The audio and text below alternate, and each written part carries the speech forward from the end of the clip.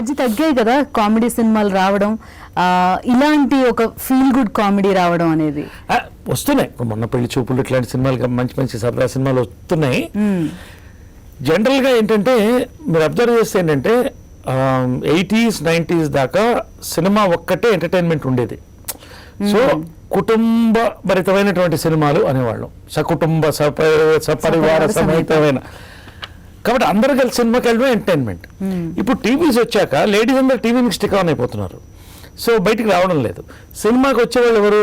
25, 16, 15, 19. So వాళ్ళకి కావాల్సినటువంటి comedy వస్తాయి. ఇప్పుడు గుంటూరు ప్యాకేజ్ చేసాం, it was an adult comedy. In fact మేము చేసినప్పుడు ప్రెస్ మమ్మల్ని దుమ్మెత్తిపోసింది.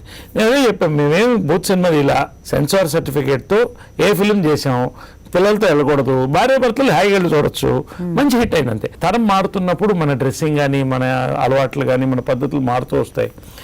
సో ఆ విధంగా ఇప్పుడు ఏంటంటే ఫిలిమ్స్ అన్నీ కూడా ఎక్కువగా యూత్ కేటర్ చేస్తున్నాయి. కాబట్టి మీరు చెప్పినటువంటి అలాంటి సినిమాలు వస్తున్నాయి, తక్కువ వస్తున్నాయి. యాక్టర్, టెక్నీషియన్స్ వీళ్ళిద్దరు అప్డేట్ అవుతూనే ఉండాలి.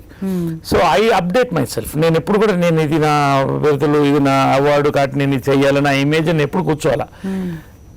నాకు ఇవాళ నా చుట్టూ ఉన్నటువంటి డైరెక్టర్స్ చాలా మట్టుకు మీరు నమ్మరు, 24, 25, 26 year old డైరెక్టర్స్ ఎక్కువ ఉన్నారు.